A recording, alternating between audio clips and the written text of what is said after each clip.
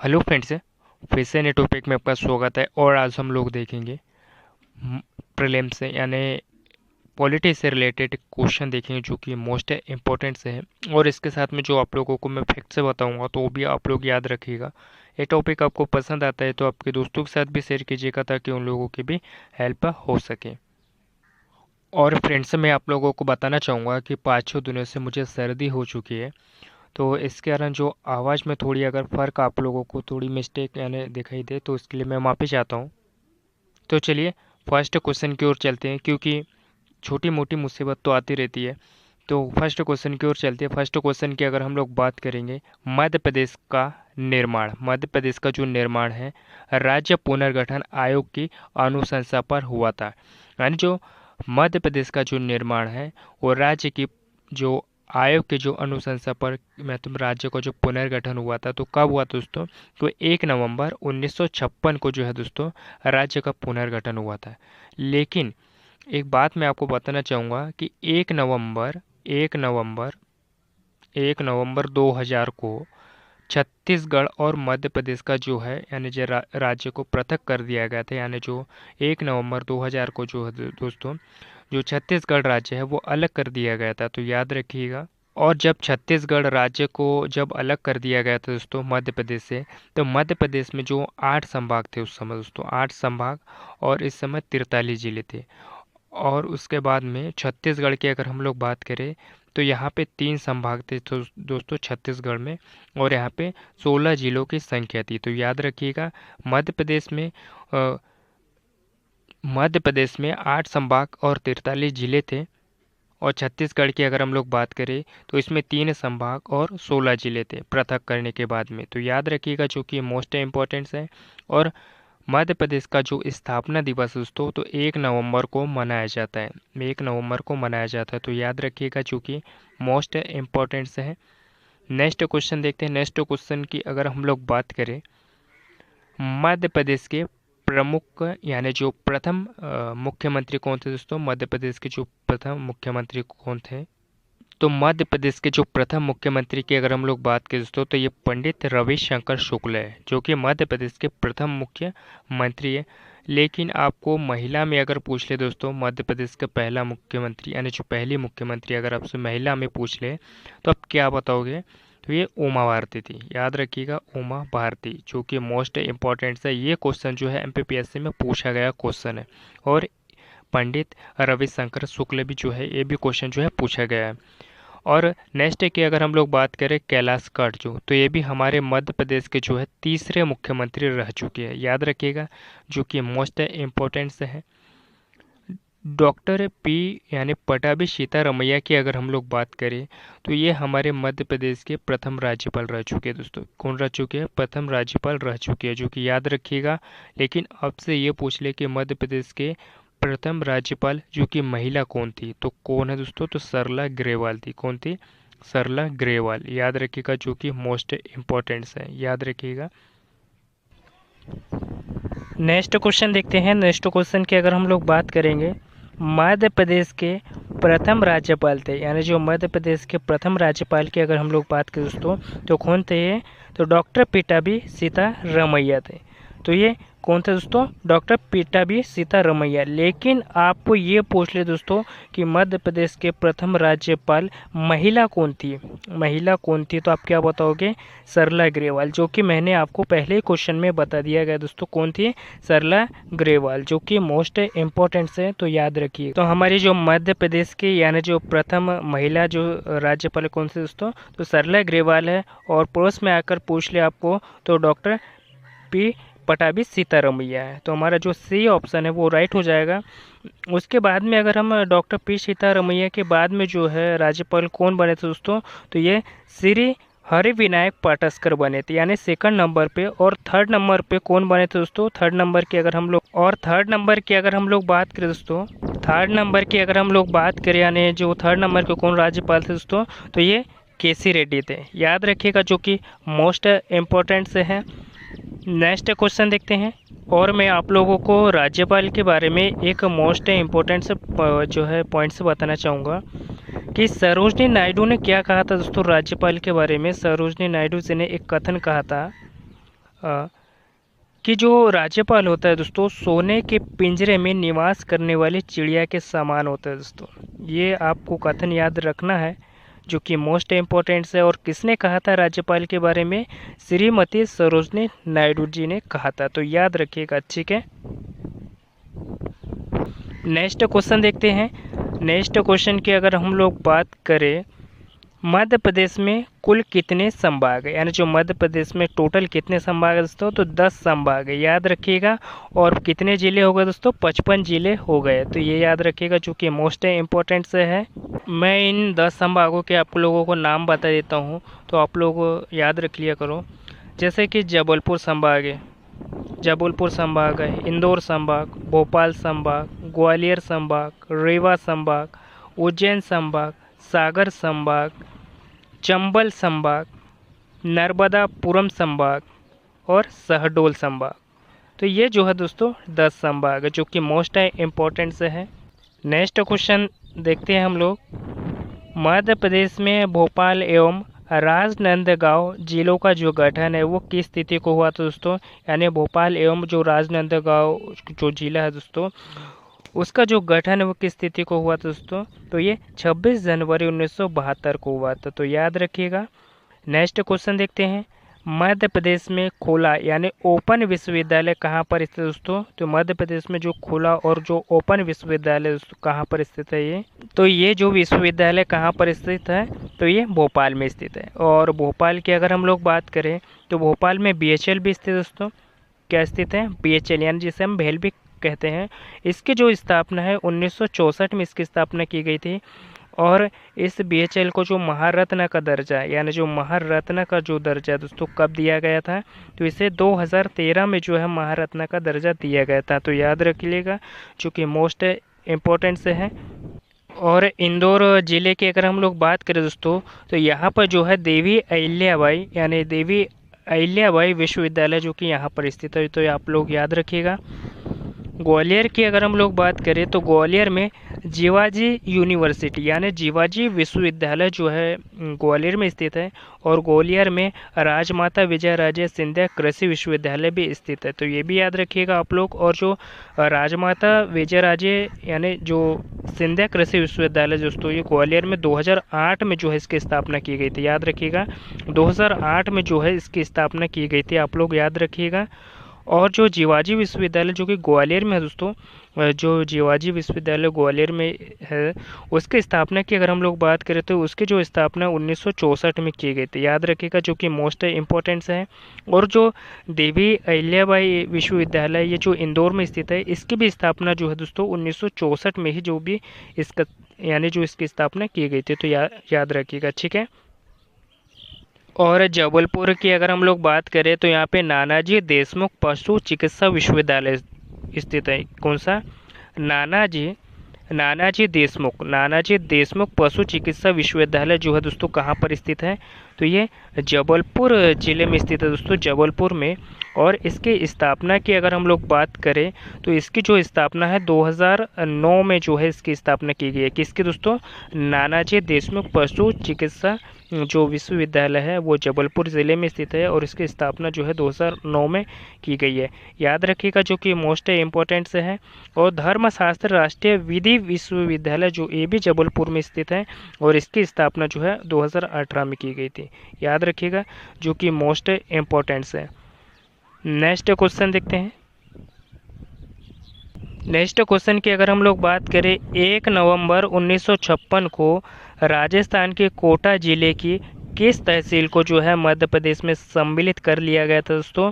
1 नवंबर 1956 की अगर हम लोग बात करें तो राजस्थान के कोटा ज़िले की जो तहसील थी इसको मध्य प्रदेश में जो है शामिल कर लिया गया था, तो ये सिरोंज तहसील को, याद रखिएगा।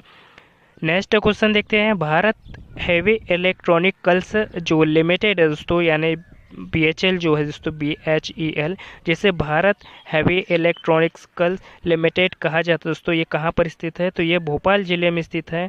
और इसकी स्थापना की अगर हम लोग बात करें तो 1964 में इसकी स्थापना की गई थी और इसे महारत्न का दर्जा है 2013 में दिया गया था, तो याद रखिएगा जो कि वेरी इंपॉर्टेंट से है और ये भोपाल ज़िले में स्थित है, याद रखिएगा जो कि मोस्ट इम्पोर्टेंट है। नेक्स्ट क्वेश्चन देखते हैं।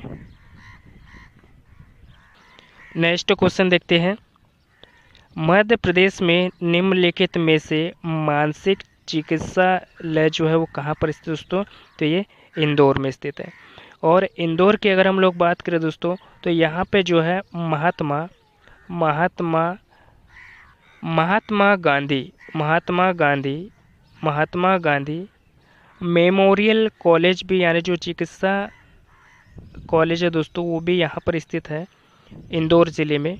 और इसकी स्थापना की अगर हम लोग बात करें दोस्तों, तो इसकी जो स्थापना है 1948 में की गई थी महात्मा गांधी मेमोरियल चिकित्सा महाविद्यालय की, जो कि इंदौर ज़िले में स्थित है। और मानसिक चिकित्सा जो चिकित्सा विश्वविद्यालय है, ये भी कहाँ पर स्थित है? तो ये भी इंदौर ज़िले में स्थित है। तो याद रखिएगा, जो कि मोस्ट इम्पोर्टेंट है। और सागर ज़िले की अगर हम लोग बात करें दोस्तों, तो सागर ज़िले में भी शासकीय चिकित्सा विश्वविद्यालय जो कि सागर ज़िले में स्थित है, और इसकी स्थापना 2008 में की गई थी। तो याद रखिएगा, ठीक है।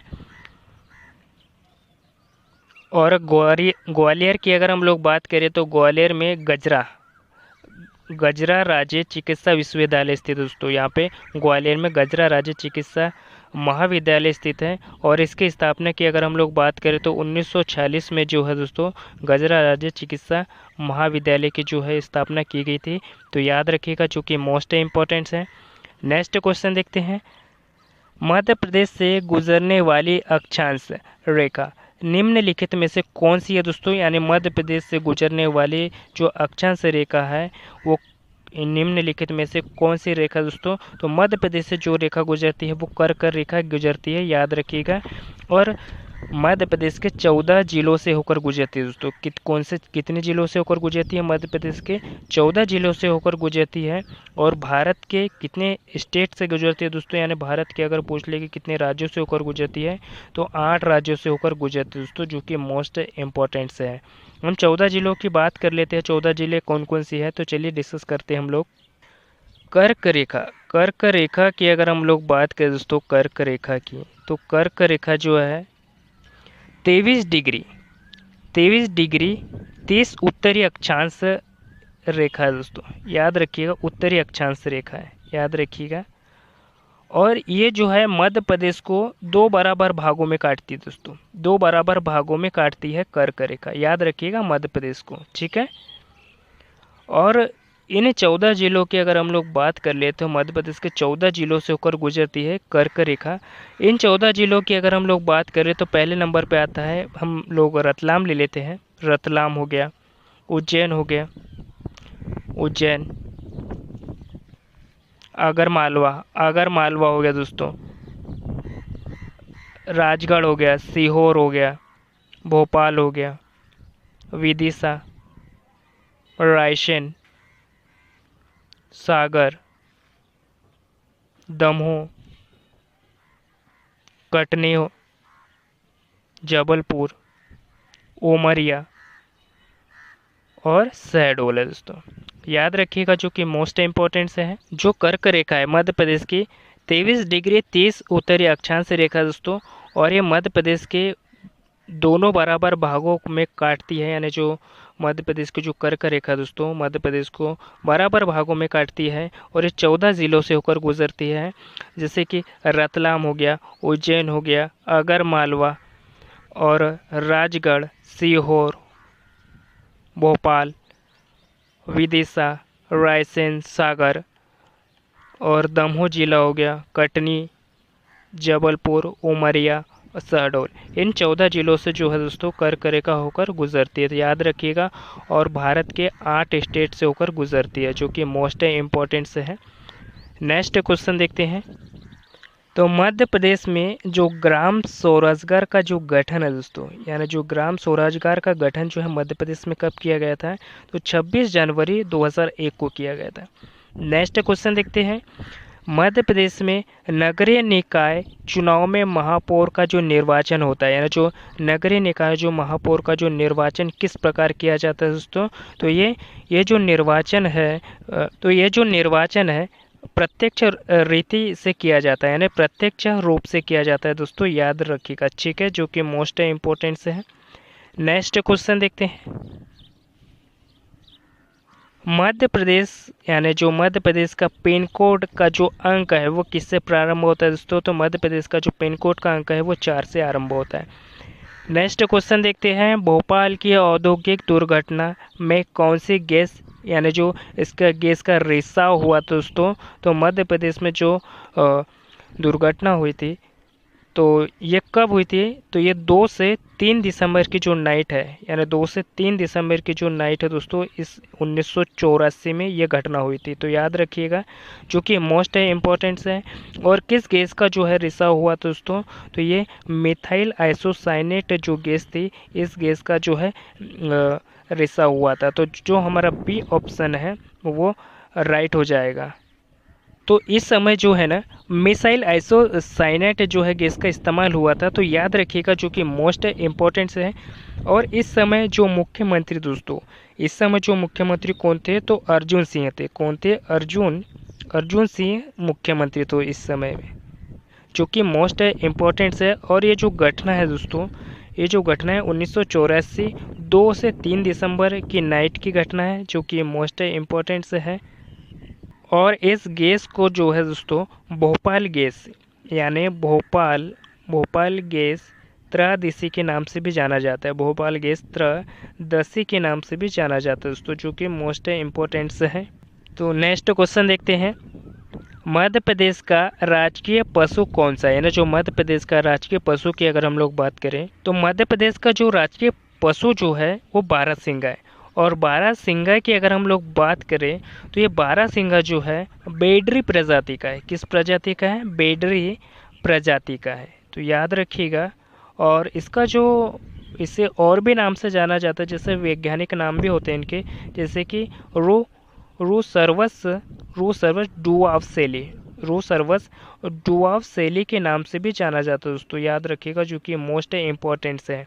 और ये बेडरी प्रजाति का दोस्तों बारहसिंगा, जो कि मध्य प्रदेश का राजकीय पशु है। नेक्स्ट देखते हैं। मध्य प्रदेश का राजकीय पक्षी, अभी हमने पशु की बात की है, अब हम लोग पक्षी की बात कर रहे हैं। तो राजकीय पक्षी जो है मध्य प्रदेश का कौन सा है? तो राजकीय पक्षी जो है दूधराज, जिसे पैराडाइज फ्लाई कैचर भी कहा जाता है। क्या कहा जाता है? जिसे पैराडाइज फ्लाई कैचर भी कहा जाता है। और दूधराज जो पक्षी है दोस्तों, इसे शाही बुलबुल के नाम से भी जाना जाता है। क्या कहा जाता है? शाही बुलबुल के नाम से भी जाना जाता है। याद रखिएगा, जो कि मोस्ट इम्पोर्टेंट से है। और इन दोनों पशु और पक्षियों से रिलेटेड मैं आपको एक बात बताना चाहूँगा। जब मध्य प्रदेश का 25वां स्थापना दिवस हुआ था, जब मध्य प्रदेश का 25वां स्थापना दिवस हुआ था 1 नवंबर 1981 को, तो इन दोनों को जो है दोस्तों मध्य प्रदेश का जो राष्ट्रीय यानी राजकीय पक्षी और जो पशु है वो घोषित किया गया था। तो याद रखिएगा, जो कि मोस्ट इम्पोर्टेंट से याद रखिएगा। डेट कौन से थे? 1 नवंबर 1981 को, 25वां स्थापना दिवस पर। नेक्स्ट क्वेश्चन देखते हैं। मध्य प्रदेश के लोकसभा सदस्यों की कुल संख्या कितनी है? यानी जो मध्य प्रदेश में जो लोकसभा सदस्य जो है दोस्तों, इनकी जो संख्या कितनी है? तो 29 है। और अभी मध्य प्रदेश में 29 सीटों पर जो है वो लोकसभा चुनाव हो रहा है दोस्तों। तो याद रखिएगा, जो कि मोस्ट इम्पोर्टेंट है। नेक्स्ट क्वेश्चन देखते हैं। मध्य प्रदेश के विधानसभा में कुल कितनी सीटें, यानी जो मध्य प्रदेश में जो विधानसभा सीटें, इसमें कुल कितनी सीटें दोस्तों? तो 230 है। कितनी है? 230 है। लेकिन कभी कभी ऑप्शन में जो है दोस्तों आप लोगों को जो है 231 भी देखने को मिल जाता है, यानी ठीक है, याद रखिएगा, जो कि मोस्ट इम्पोर्टेंट है। नेक्स्ट क्वेश्चन देखते हैं। मध्य प्रदेश के राज्यसभा सदस्यों की जो कुल जो संख्या कितनी है? तो मध्य प्रदेश के राज्यसभा के जो सदस्यों की कुल संख्या कितनी है दोस्तों? तो 11 है। याद रखिएगा, कितनी है? राज्यसभा सीटें कितनी है? याद रखिएगा, 11 है। जो हमारा ए ऑप्शन मतलब बी ऑप्शन राइट होता था, लेकिन ये गलत दिया हुआ है, तो हमारा जो 11 है। याद रखिएगा, जो कि मोस्ट इम्पोर्टेंट से है। नेक्स्ट क्वेश्चन देखते हैं। मैं इस क्वेश्चन के बारे में आपको लोगों को थोड़ा सा एक बात बताना चाहूँगा कि जो राज्यसभा सदस्यों की कुल जनसंख्या है, अगर आपको 12 ऑप्शन में मिले तो मुझे थोड़ा ये ठीक नहीं लगता है। लेकिन मैं आप लोगों को बता दूँ, जो मध्य प्रदेश में जो राज्यसभा की जो सीटें हैं, आप लोगों को पता होनी चाहिए मध्य प्रदेश में, और आप लोग बुक में भी पढ़ा होगा कि 11 है। लेकिन आपको कभी अगर 12 दिखता है तो आप लोग जैसे कि मनोनीत करते हैं तो आप लोग 12 भी लगा सकते हो, लेकिन 11 दी गई है दोस्तों मध्य प्रदेश में राज्यसभा की सीटें, जो कि मोस्ट इम्पोर्टेंट्स है ना, तो आप लोग 11 ही टिक करिएगा, ठीक है। बांधवगढ़ राष्ट्रीय पार्क, बांधवगढ़ राष्ट्रीय पार्क किस जिले में स्थित है दोस्तों? तो बांधवगढ़ जो राष्ट्रीय पार्क है वो किस जिले में स्थित है? तो ये जो उमरिया ज़िले में स्थित है। बांधवगढ़ राष्ट्रीय पार्क जो है उमरिया ज़िले में स्थित है। तो फिलहाल आज के लिए इतना ही दोस्तों, और ये टॉपिक कैसा लगा मुझे कमेंट बॉक्स में ज़रूर बताइएगा, और अपने दोस्तों के साथ भी शेयर कीजिएगा ताकि उन लोगों की भी हेल्प हो सके। और मिलते हैं किसी नेक्स्ट टॉपिक पे। धन्यवाद।